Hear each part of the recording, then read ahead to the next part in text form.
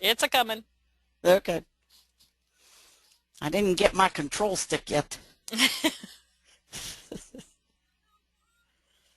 The broadcast is now starting. All attendees are in listen-only mode.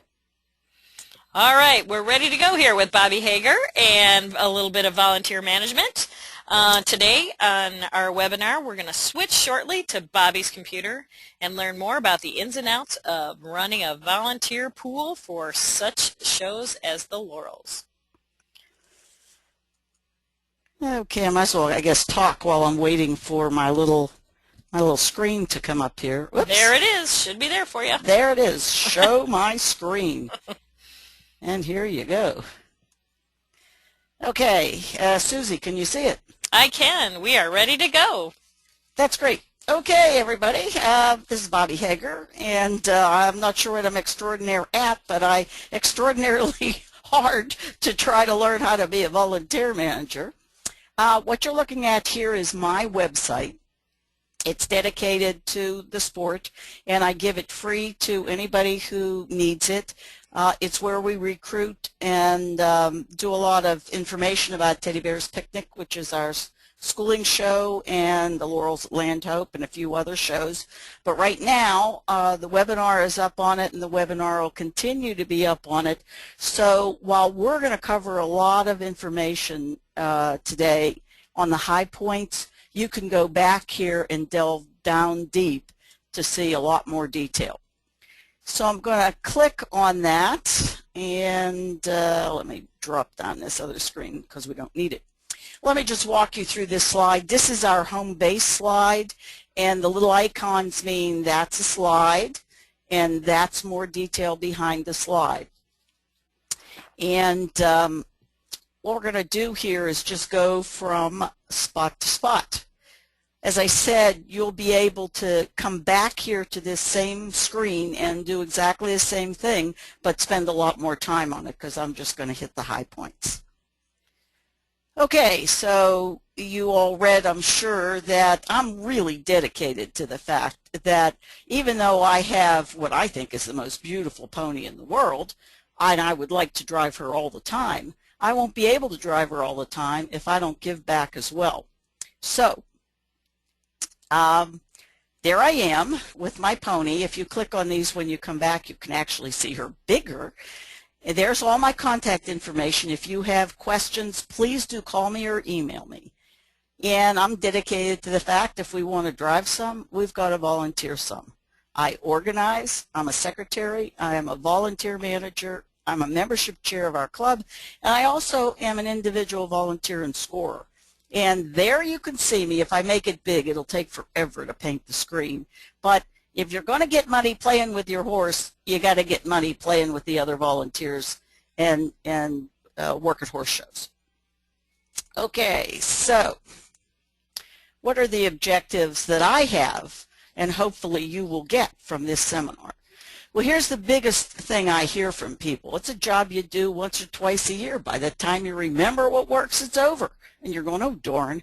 So is there a how-to manual? And quite frankly, when I took my first volunteer manager job, there wasn't a manual. There was barely a list of old volunteers.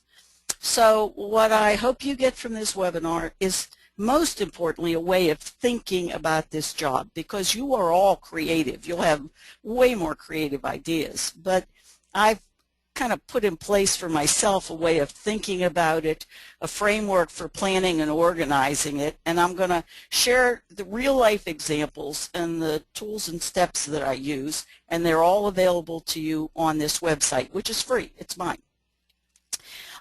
Just one caveat, everything is copyrighted. Please use it for your personal use only. It's not to be used in any commercial product. You can copy it, you can edit it. It's my free gift to the sport so that every new volunteer manager doesn't have to start from square one like I did. Okay, let's move on to why do people volunteer? Well, if we were to put this up on one of those job search things, our keywords would be long hours, difficult, unsafe conditions, maybe poorly equipped or fed or trained or managed, but certainly no pay. So who in the heck would take a job like this?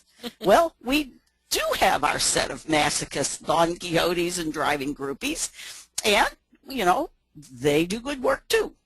But the vast majority, quite frankly, are sane people who are active drivers who honestly believe they have to give back if we're going to have a sport. The retired competitors who want to stay active.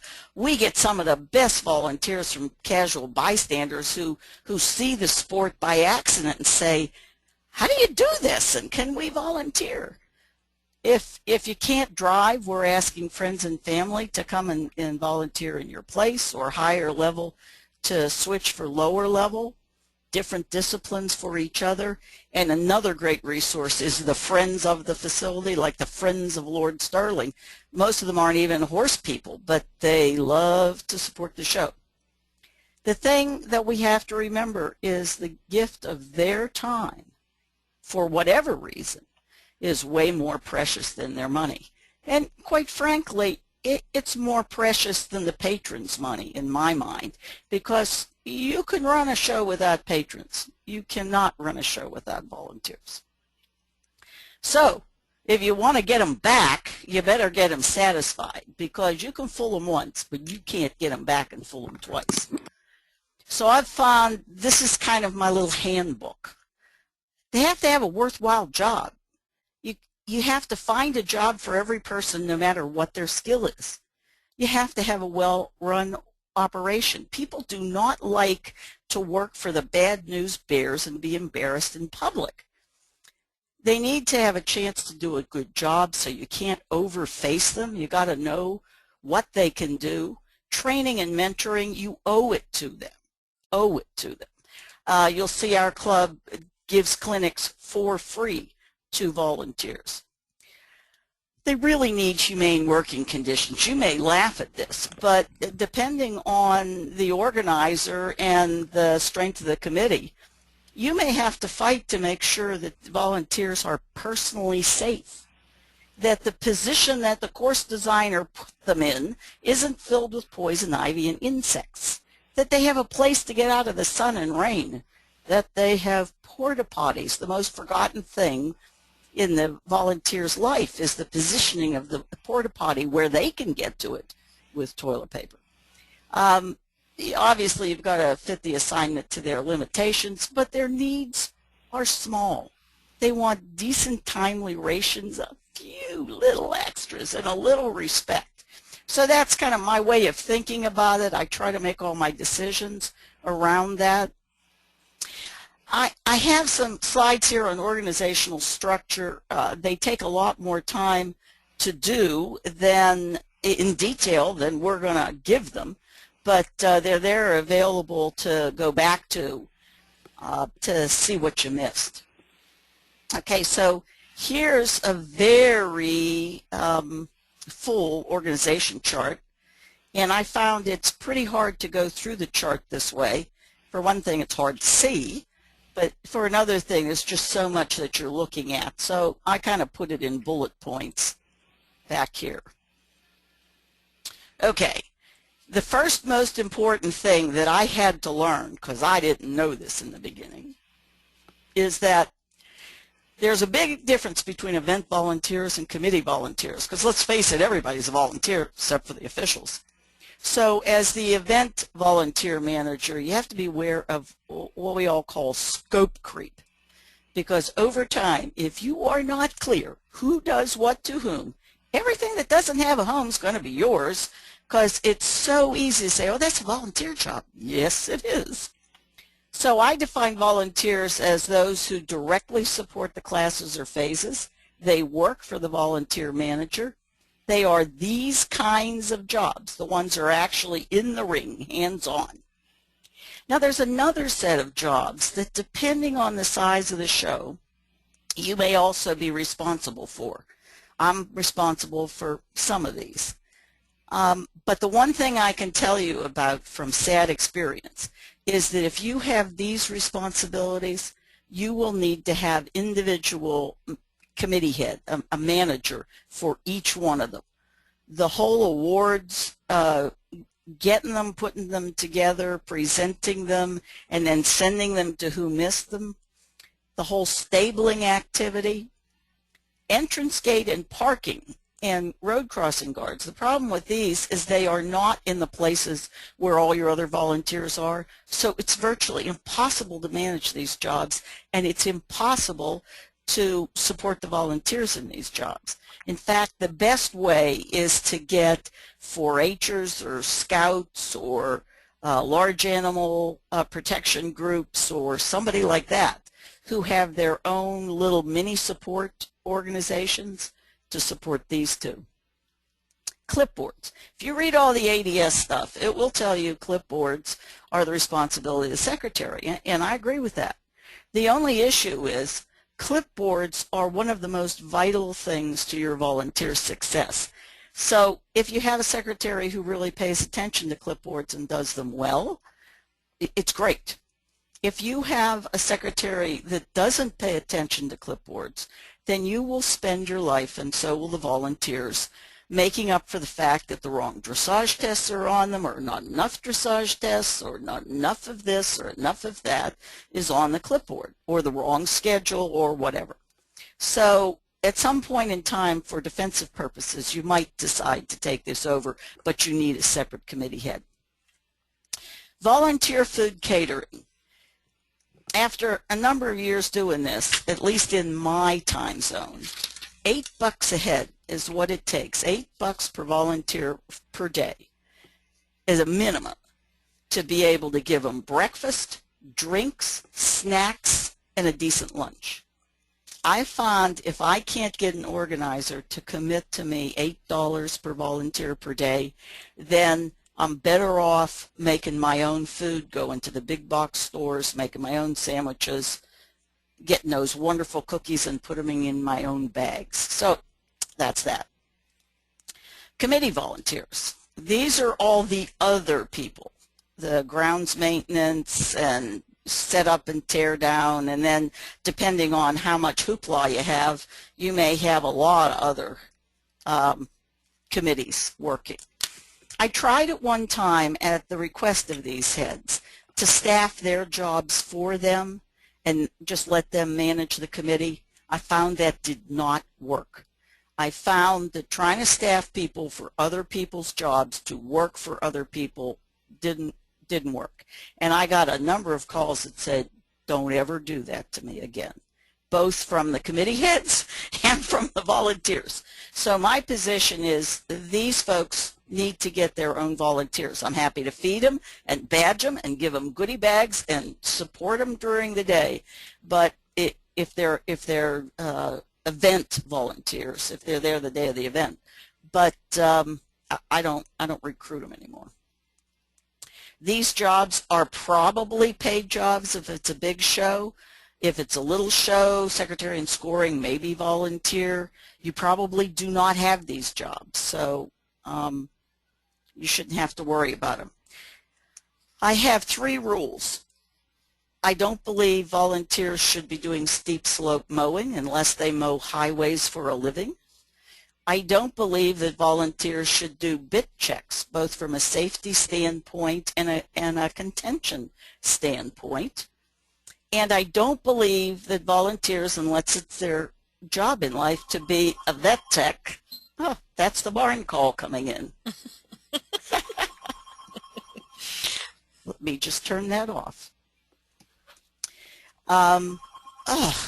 Excuse me a second. Let me just unplug the darn phone. When in doubt, pull it out of the wall. That's right. Okay. Now that I can hear myself think again, vet box techs. I will only remind everybody of one story. I had vet box techs that I recruited for a show, and a young lady put a thermometer in a horse's rectum and managed to break it off in the rectum. And so now we have the volunteer crying. The competitor, let me just say, barely restrainable. And thank heavens we had a vet who went in sans glove, recovered the thermometer. The horse was fine. but that was the last time I ever staffed a vet tech with a volunteer. Just a little colorful story. Okay, let's see. We just got through this organizational structure, so now if you take that and you look at this, it'll make more sense, but we don't have to do that. And all these things that Bobby's showing you, you can all go to the website and you can print off a page with that organizational structure and you know, Right. go through it a little deeper in more detail and discuss it and change it to make it work with however your organizational setup. Sometimes in smaller shows, multiple people do more than one job, so that can be a way. That's a real good point, Susie. I've shown essentially a functional management structure. A single human name may do many of those jobs. Correct. If you have any questions during the presentation, go ahead and put them in the question box, and when we get up to some of the question points here, we'll take a moment and answer your questions as best as we can during the presentation. Okay, just moving on. All right, now, regardless of what happened before the show, the whole trick here, the days of the show, is field management. You want it to run like a well-oiled machine, not the Keystone Cops. But once again, your volunteers are the most boots on the ground. So everything that the officials in show management do not do will fall to the volunteers. So once again, it's really your role. You already know you have to talk to these folks to know what they're going to do the day of the show, or maybe nothing for you the day of the show. Then a couple days before the show starts, you'll meet the ground jury and the technical delegate. You may never meet the course designer. Ground juries, some of them are very active, very supportive, do a lot of briefing, do a lot of coaching. Same thing with the technical delegate. Other times they do virtually nothing. In your job, they do their official job, but they just watch what you do and provide any support and correction to you if you need it, but they really don't do any part of the briefing job. And I've had course designers, on the other hand, who went around to every single hazard team and told them what they planned for that hazard and what the hazard team should look for. I thought that was terrific. So you may get some real help, or maybe not. You just have to find out. Now, these three roles depends on your show. As far as I'm concerned, if your show's organized this way, or you can get your show to organize this way, it's the greatest thing around. This is how Gladstone was organized in its very big days. And it works like this.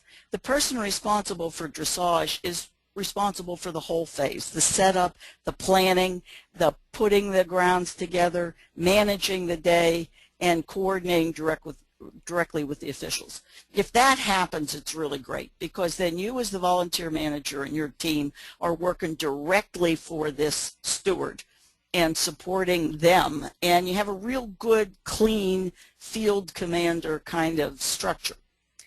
But that always doesn't happen, so you get to live with what you have. Here's the management structure that I like. Now, again, as Susie mentioned, you may have one person play multiple roles, or in a big show, you may need these individual people. There's you doing your volunteer manager job. I find I'm all over the show course when that happens. So I really need somebody in the tent all the time. For check-in and for check-out, obviously, but in control of the tent all the time in support of volunteers.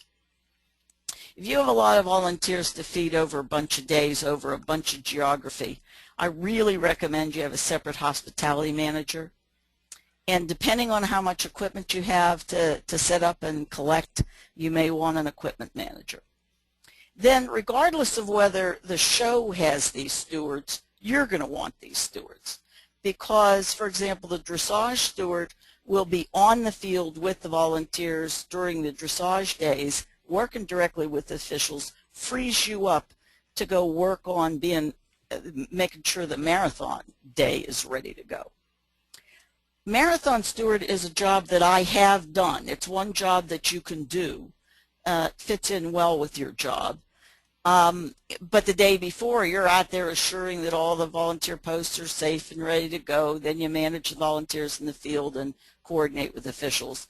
And then this cone steward, sometimes called the chief of cones or the head cone setter or whatever, is the person who, one way or another, gets the cone's width to be set. They either calculate it themselves or get it from the technical delegate. They assign the volunteers and brief them. This is the job. If you know Ellen Ettinger, you'll see her do this job extraordinarily well.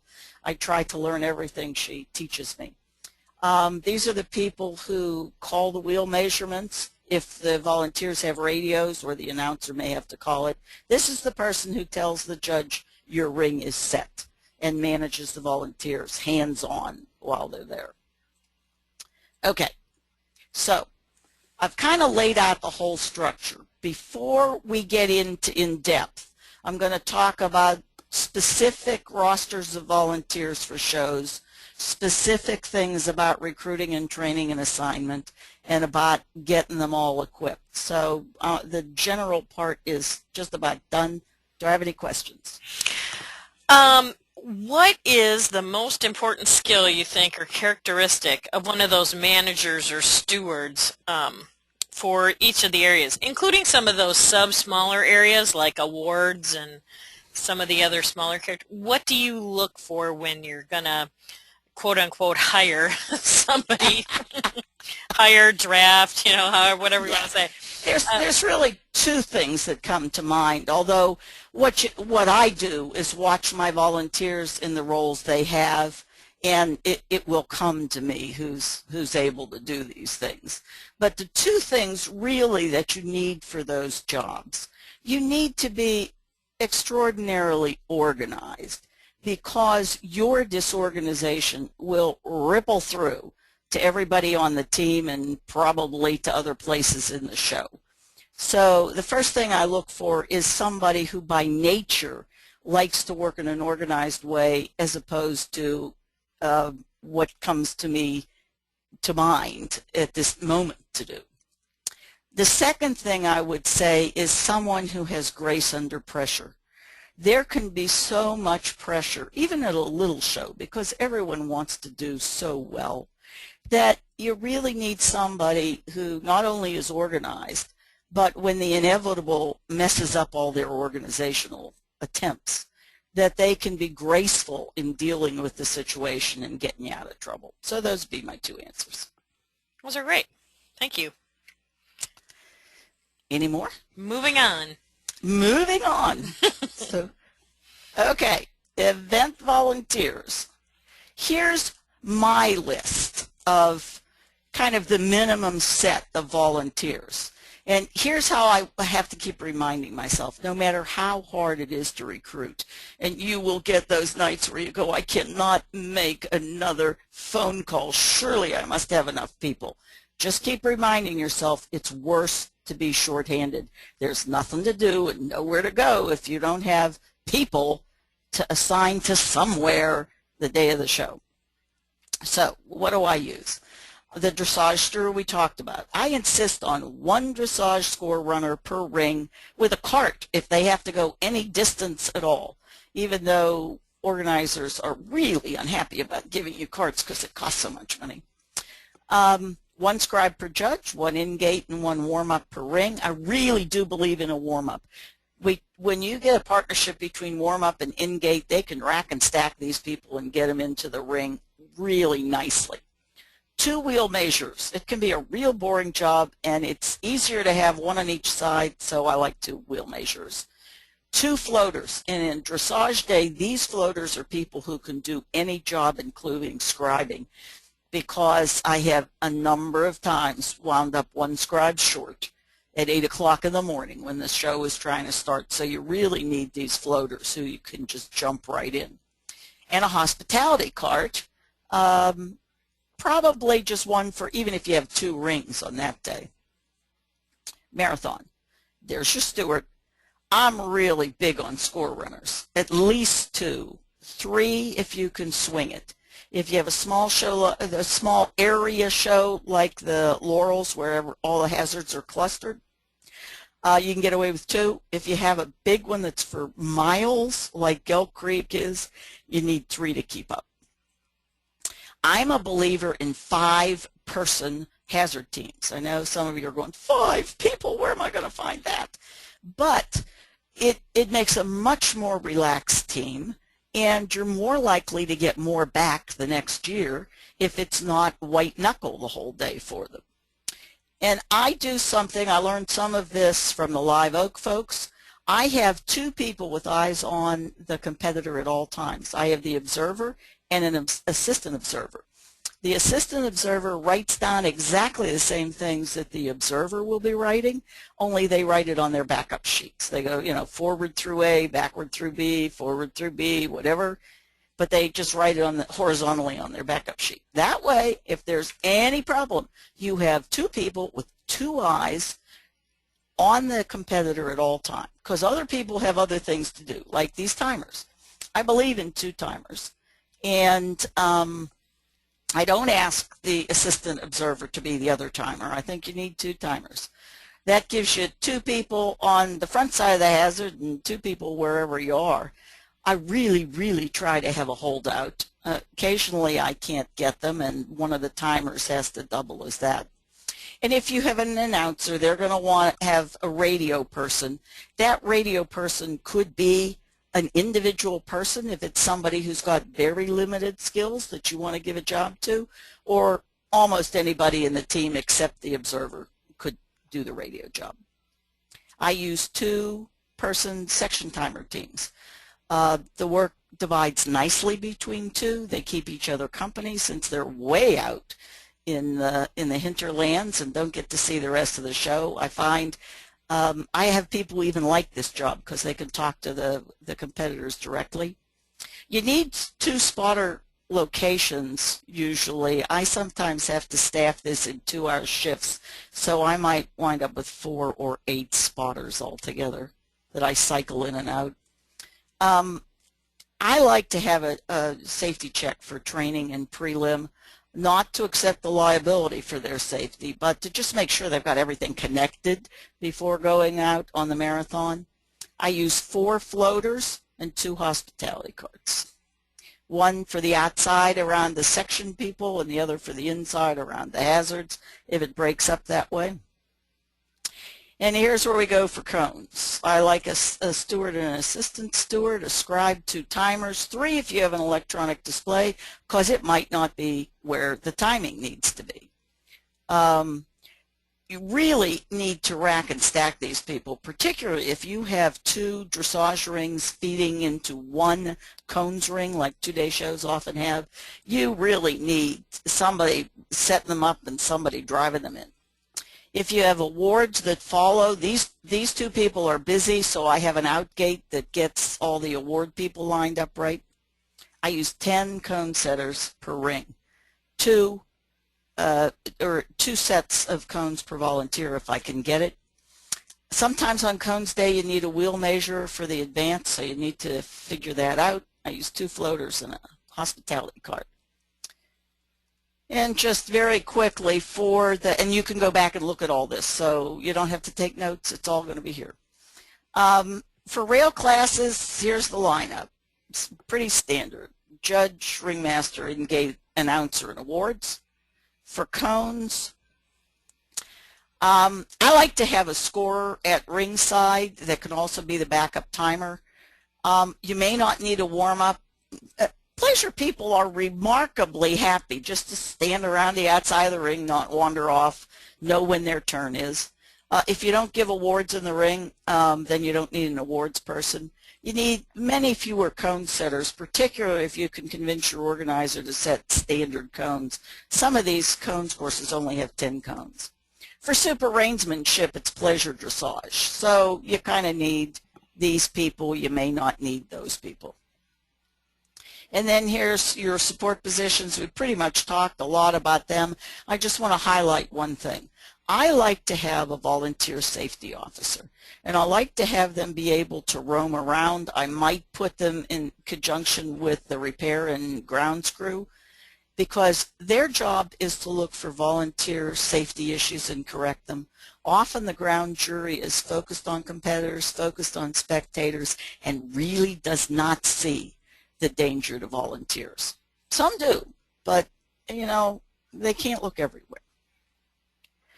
Okay, so that was kind of a fire hose version of that. What I've given you is this.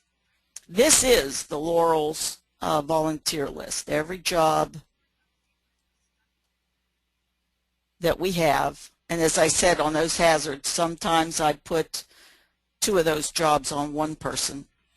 And then I've also given it to you with a little job description. So in a pinch, you could print this out, scratch out the jobs you don't want, put names in here, and that's your volunteer list. I did the same thing for a one-day show. We have this little teddy bear picnic show that I'm the organizer and volunteer coordinator and TD sometimes for, which is a little one-day show, but it has a little cute twist to it. For those who don't think they're ready yet for the marathon, we have what we call a teddy bear trot, and there's little tasks that they have to do. You can see there's stopping back and doing things with a candy basket, and each one of the tasks is observed by a watch bear, and the watch bear takes their honey card and gives them points that go to them winning or not winning the event. So that's the little one-day show, and again, I've given you that whole set of job descriptions. For pleasure show, I haven't gotten to put all the job descriptions online yet, but I will eventually do that for you. Here's the pleasure show that we just had. Here's all the jobs for it. Okay, so there we go. That was the rapid fire. Who are they? What's your list of volunteers? Do I have questions? When you're talking about floaters, you know, what are the, you know, you have floaters in each area.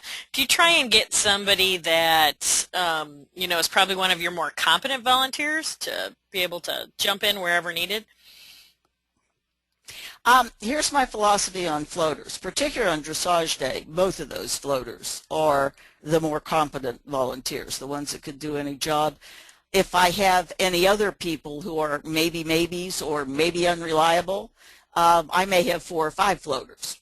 But the floaters that I mentioned in each of these core lists are the floaters that I think you need who are pretty competent in a couple jobs. You can have more floaters than that, and you know, people will show up and offer the day of the show to work for you. And so the people who are just you don't know, or they weren't sure they could come, but definitely the ones where you weren't sure they would come, I assign as floaters, and then if they show up, I can use them.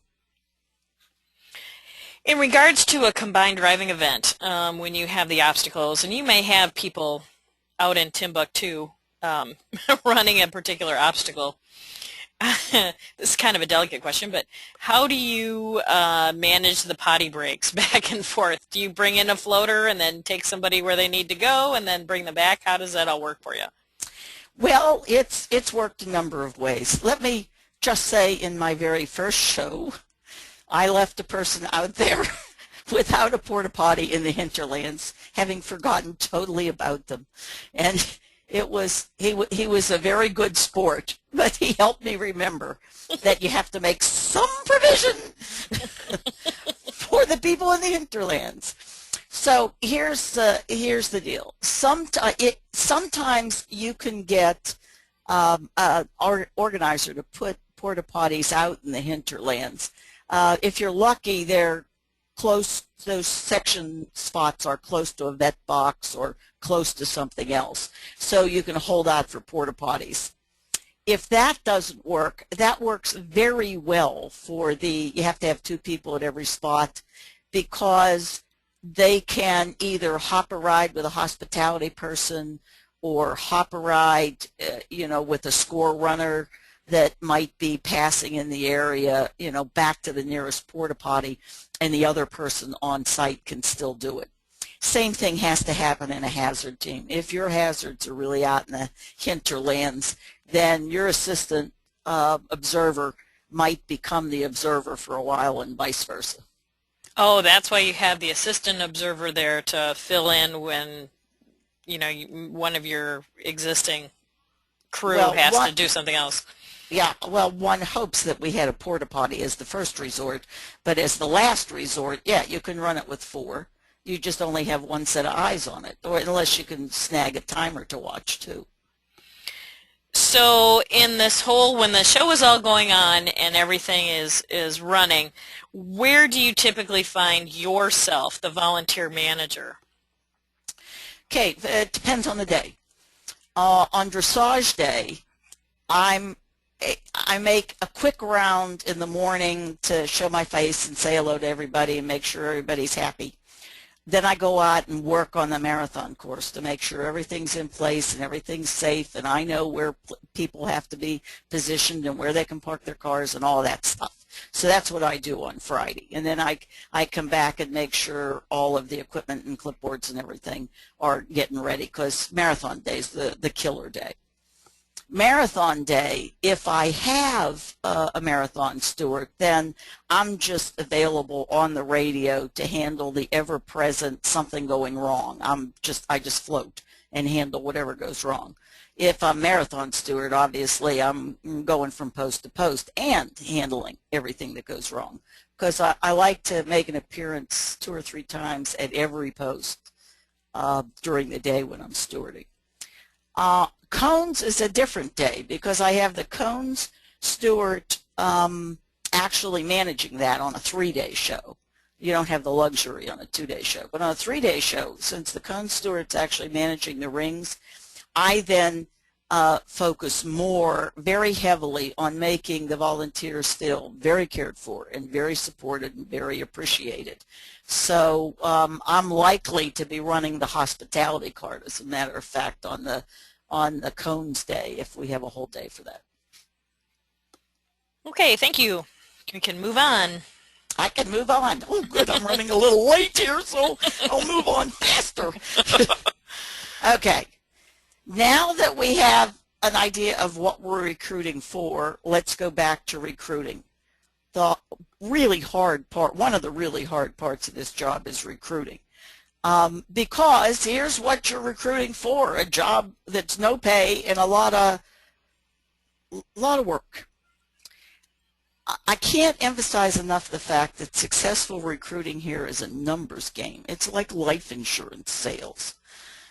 You need, I need 150 volunteers. That's what I need for the Laurels, for example. I solicit 600 people. I'm doing that this week and this weekend. 600 people. Of that 600, I'll get 300 responses. Yes, no, or maybe. And 300 won't even get back to me. Out of those 300 responses, I might get 100 yeses. And I go, ah, yes. And then I start working on the other 50. Because you're looking for how many you can get in that first wave without digging. But you certainly are going to wind up digging, and you cannot take it personally. It's nothing against you. People have very busy lives. The more no's you get, the closer you are to a yes, because it's all a numbers game. I found you need to make it a personal request, even if it's the same request to 100 people.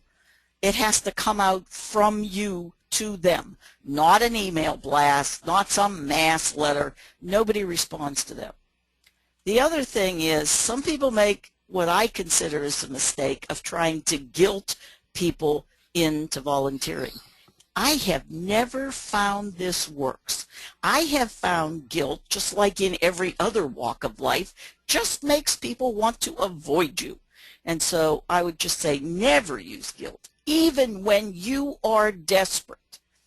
First of all, make your desperate pleas to your veterans who have been there, done that. But when you make them, don't make them guilty, make them desperate, and ask if they can help.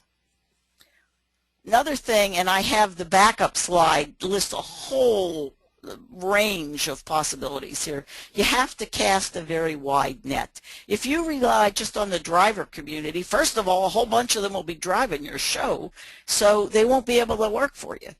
So I work for dog walkers and facility supporters and bird watchers and all the other disciplines, neighbors and friends.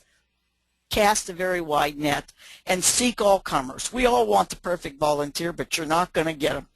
You have to figure out a job for every age, every experience level, every physical ability, because you cannot turn down a volunteer. Imagine how rude that is when they offer the gift of their time and you say, nah, you're not good enough, you're not strong enough, you're not coming on the right day, whatever. I find a job for them.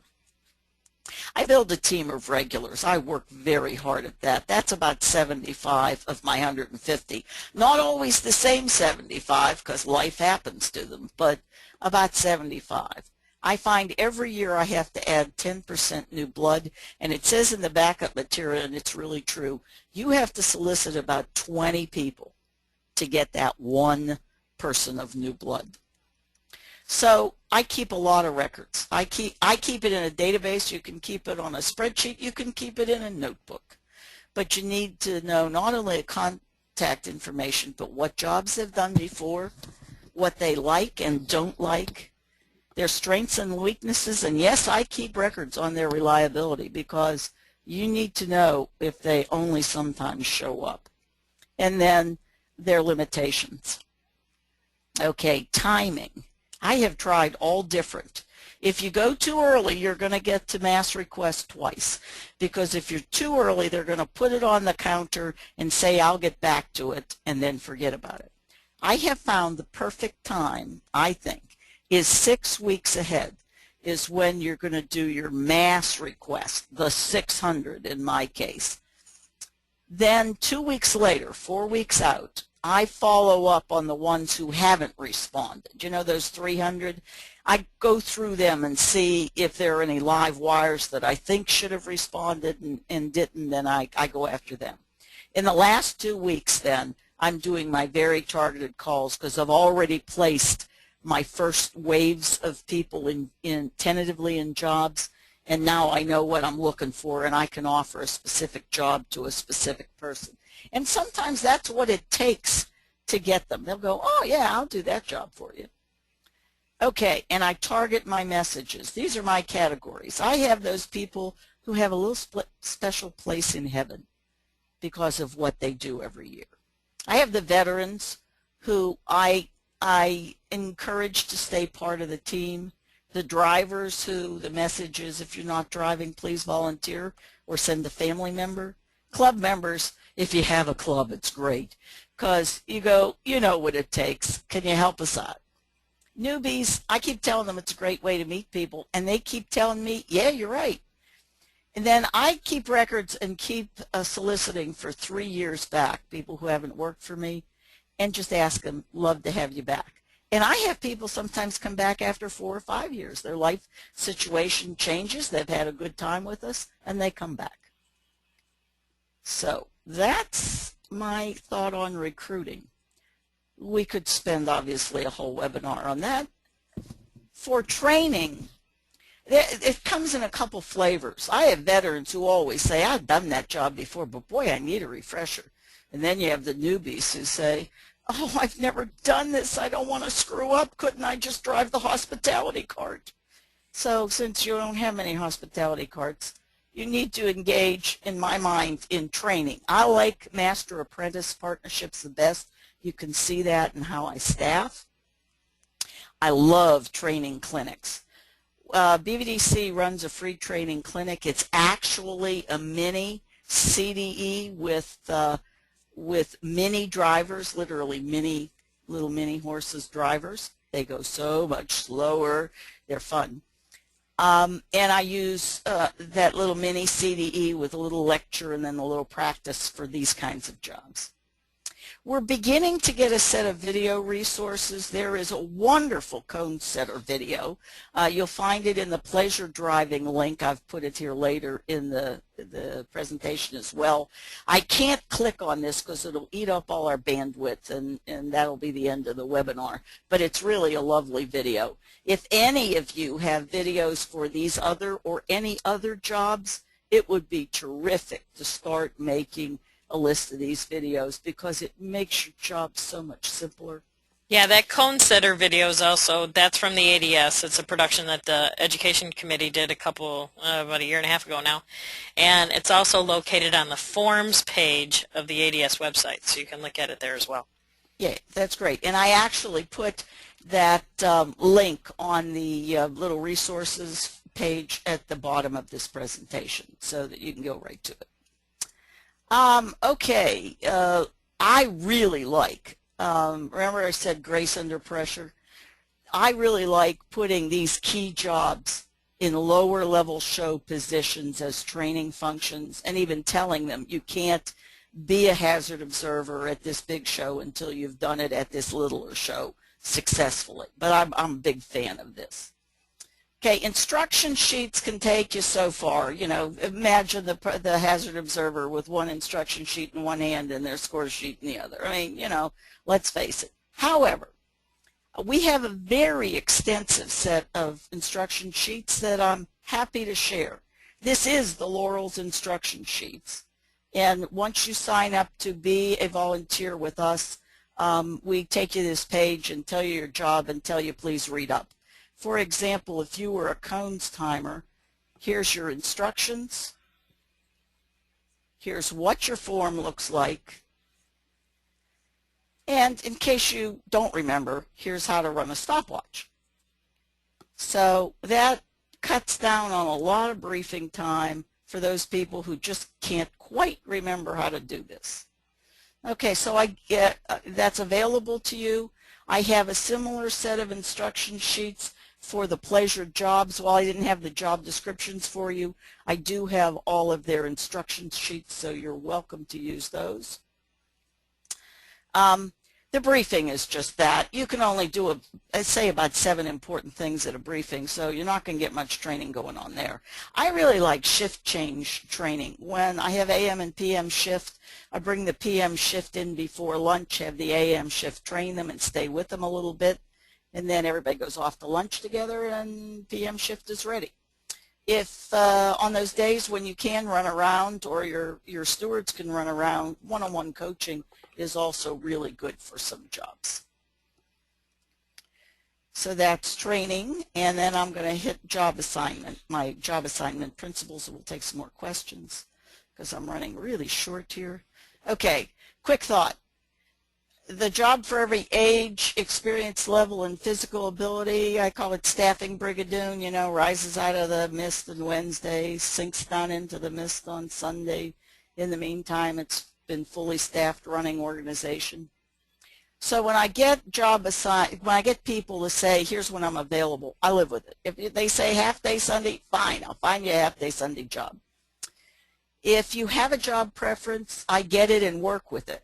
I use my records. If it's your job forever, I'll give it to you. I encourage new jobs. I have a list of who's easily bored, and I give them 2 half-day jobs. I use every single volunteer, but quite frankly, the final decision of what job you get is mine. And I'm nice, but I'm firm, because I learned very early on when I didn't live with that, I had the horrible experience of having to take a person out of their job, relieve them from duty in front of God and everybody, and those volunteers will never come back to you. So I just don't do that anymore. I hold out for full-day jobs on these critical jobs. I'll put half-day jobs on here. And here's a trick I learned. I pass on to you. Here's the order in which I assign volunteers, because I have a whole pile of names, whole pile of dates, whole pile of skills, and to avoid having to keep moving people around in jobs till I get it right, I put the old hand jobs in first. I do my core people, my people, the dressage scribes, the hazard observer, the master section timer, the cone scribe and the cone steward. I put them in first, then the rest of the dressage jobs, the rest of the hazard job, the core jobs, then the score runners, the floaters, and all the rest. Okay, we got a quick questions. Why don't Because we you can go back and read that stuff. why don't we keep moving on? Okay, alrighty. This, in my mind, is the key to the whole process, because here's your mission, whether you decide to accept it or not. Good morning. Your mission is to get 100 volunteers equipped, briefed, and in position in the next 60 minutes. I mean, that really is the job. And the first day you do this, you will be stunned by how quick that hour goes. Okay, so over the years, I have put together a system. Now, you will find you do everything in this system. The deal is you either do it in an organized way or a disorganized way.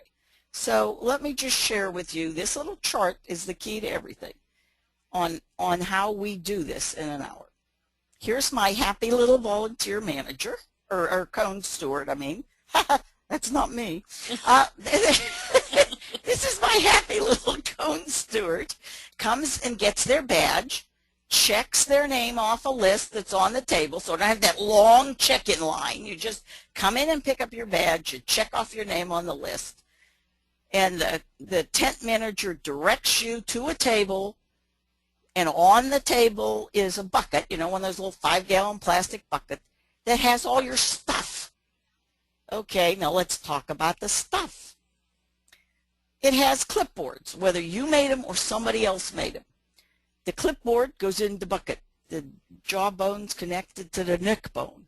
The clipboard, I make these clipboards myself, but regardless of whether you make them or somebody else, when you get a hold of them, you're going to want to give the clipboard a number, and you're going to want to give the bucket a number. And it's really great if the first page shows what's supposed to be on the clipboard. Makes it easier to check. Then you can slap them on any old clipboards. You don't have to find the one that says Cone Stewart on the clipboard, because the paper says it. So the papers, and you don't put them on the clipboards ahead of time unless you want to clip and unclip about 100 times. So I leave these in files. I put them on a clipboard. The clipboard goes in the bucket. In addition, the bucket has a list of all the equipment, bells, whistles, watches, all that kind of stuff. And that goes in the bucket as well as a little checklist. The last thing is our radio manager, Jean-Paul Beauchamp, set up these little radio tags because he hates sticky labels on his radios. So he makes a little card with a little hole in it, sticks it over the antenna. It says the radio number, that's his number, and it goes in bucket 57 for the cone steward. Come the morning, he comes in with an armload of bucket, or an armload of radios, and clips them all to the bucket. Okay, now, that was very fast, but let me show you what I showed you, what I have up here. That's the badge. Here's the sign-in process, all the little tickets on the line, what you do prior, what you do the day before, what you do the day of. Okay, and then this is all the Laurels badges and all the Laurels leaders badges if you want to take a look at them. For the clipboards, and as I said, I do these clipboards. If you don't do them, all you really need is to have the clipboard number and a bucket number on.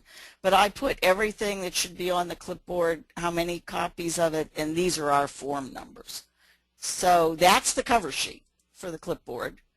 And here's the process. Looks like a lot of steps, but you'll either do them organized or disorganized, because those are the steps. And I've given you an example of all the clipboards that we use at the Laurels. Here's a bucket. This is what that little bucket card looks like. You can see we put a lot of little things in it, and the backup material tells you what all these little things are. And we put what clipboard is supposed to be in here. So when we have somebody come checking these buckets, we can tell whether they got the right clipboards. Okay, and so I've also given you, I told you the bucket and the radio process. Sorry, I already did that one. And I have in the backup, this is the full list of our volunteer radios and our official radios. And in case you can't figure out what tables, here's my tables for the dressage day, marathon day, cones day, and pleasure days. Huh. Okay, so much. So each table is an actual location on the showground somewhere, corresponds to a location on the showground? Yes. It's a little group of people, and it's usually the little group of people that you're going to brief together. So you really have them self-organize themselves through your little process. They get to their table, they get themselves equipped, they're supposed to check their clipboard, they're supposed to check their bucket, they make sure they know how to work their radio, and then they get briefed and they're ready to go. I know I had to do this very fast, but we're running out of time. I truly think we could do a webinar on your bucket process. Good. Let me get back to my page here. Okay, hospitality, I don't know a whole lot, but I know this is what pleases. This is what pleases. And in the buckets, this is what pleases. And briefing, the key thing in a briefing is make it brief. Very short story on signing stuff out. You got to get it all back, you know, because you need it. I keep all my paperwork. If you have ever had to look for wheel measurements in the garbage because somebody thought they were garbage, you will never let paperwork get thrown out again. And I have a little safe spot, a milk crate to put it in. Okay, and I try to be there at the end at checkout time so I can personally say, do you have any problems, suggestions, write them down, and thank you so much for volunteering. And, okay, gifts and thank yous. How do you say thank you? It's really the thought that counts. For me, this is the hit list. By the way, if you're doing hats, do current year, not the leftovers that nobody bought last year. That does not send the right message. Avoid anything breakable. We sent them out with cups one year. That was a disaster. And don't bother with the goodie bags if there's no goodies in them, if all there are advertisements. The thank you options go the whole bread and butter route. I find a private dinner with my core team is very helpful in re-cementing the bonds that might have gotten a little frayed during the show. I love personal notes, even though they're out of favor but coming back in. I guess a lot of the younger people like email, but I like notes. And if you have a volunteer photographer, you can put yourself together a little volunteer thank you note that everybody just really kinds of loves. That was before it rained. The next 2 years it rained, and we decided not to show them pictures of them in the rain. Okay, now here's the last two things. Oh, I'm almost going to make it. I have started a kind of a blog-like thing of miscellaneous tips and tricks with little links to stuff. Okay, I welcome anybody adding things to them. I'd be happy to put them on the line with any links. Here's the mission critical stuff just to remind yourself, you know, when you don't have the green cards at 8 o'clock in the morning, it's a really bad thing. So these are the things, you know, before you go to sleep at night, you say, do I have these things? Am I okay? And then my very last slide is I've kind of put together one page. Here's the Pleasure Drive, the ADS Pleasure Driver Organizers Kit is a very, very nice kit. All these little underlines are links that you can use that really do a very nice job. The Cones video is in there. The CD Organizers Kit is just beginning. Right now it's in PDF form with some links, but ADS is really beginning to give us some stuff, and I want you to see it here. And then here's all my detailed things that I provide for you. Again, this website is up, it's live, and you can go back to it at any time. It's 9:01. Good job, Bobbi. I also made a link to Bobbi's website on the ADS forms page in the volunteers section that hopefully will continue to grow. And if you do have tips and things that you've done as an organizer, as a volunteer coordinator that you just thought were fantastic, please let us know, because we might as well share the wealth. A tip for an organizer that I got from another organizer recently was, how do you get people to enter on time? Well, she holds a little contest, and for all the people that enter early by set date, if you enter early, she will do a drawing, and one person out of that will get a free entry. And she says it's so worth it because then she knows by the time that she has to make all her stall arrangements, get her awards and all that kind of stuff, she is deadlocked on about how many people she's going to have at the show. Ooh, So, I love that idea. yeah, that's one way to try and get entries in on time.